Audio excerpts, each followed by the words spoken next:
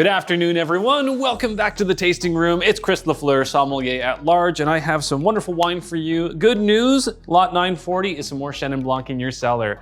So this is Chenin Blanc from 2022 from Clarksburg, from the Cameron Hughes CH Wine Store. You're gonna really enjoy this one, I think, because I kind of really like a nice sweet wine when it's well balanced, and this is one of those.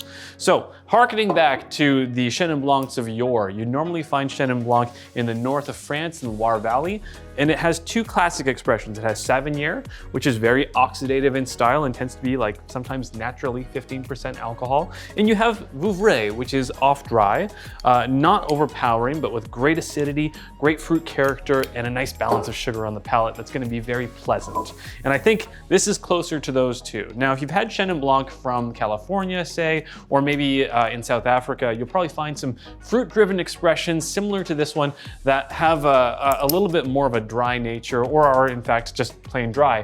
And there's nothing wrong with those. I think those are great too, but this also has a place because we overlook sweet wines generally as uninteresting or just sweet to sell bottles. But this is sweet because it's really good. And when you have a lot of acidity like this, it doesn't taste too sweet.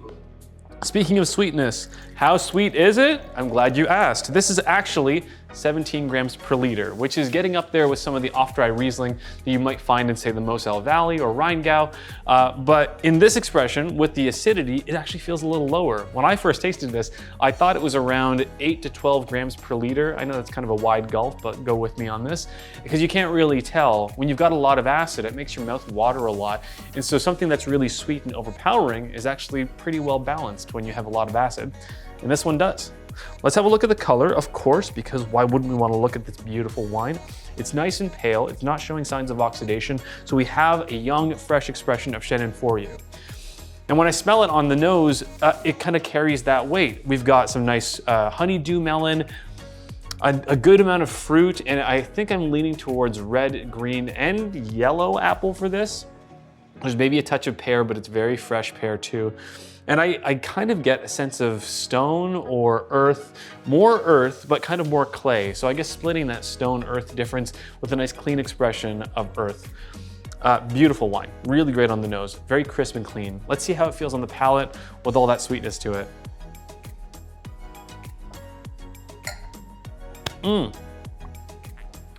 Oh, I forgot to spit again. Oh no, I'm sorry, I've been doing that all day.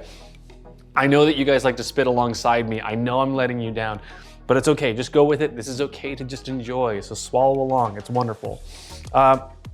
This is a great wine. It's very expressive. The sweetness does come through, not overpoweringly strong, but it's definitely very present and it makes itself felt alongside this great bevy of fruit. Again, honeydew melon, green apple, green pear, yellow apple with a little bit of waxy character to it from Chenin Blanc. And again, this nice clean earth expression. So on the palate, while it does linger, it does also feel really clean. It's beautiful. My mouth is also watering dramatically. I know yours is too. This is a racy wine, but very pleasant, very expressive. I really like this. Now, where does this fit in your cellar? I got a couple places you could put it. I think it belongs in your fridge first off, because you want to have this at the ready when you want something nice and clean and expressive to show to any of your friends, and maybe something that's a crowd pleaser, because sometimes people don't like dry wine. So you can throw them this one instead, and I think even people that like dry wine will enjoy this a long time with the people that like the sweet stuff. And then lastly, where you can put this, put it into your big tub when you're making a sangria. A lot of times sangria, you have to add a little bit of sweet character to, like you gotta add some sugar or simple syrup. Well, this is already kind of an off-dry wine. Well, not kind of, it is off-dry. So put this in first and then balance out with any other sugar to correct afterwards. You don't have to lean in with sugar, just put in this wine. So that's my best take on this one. I think this is really solid. I think you're gonna enjoy it. So grab a couple bottles and I will see you at the next glass.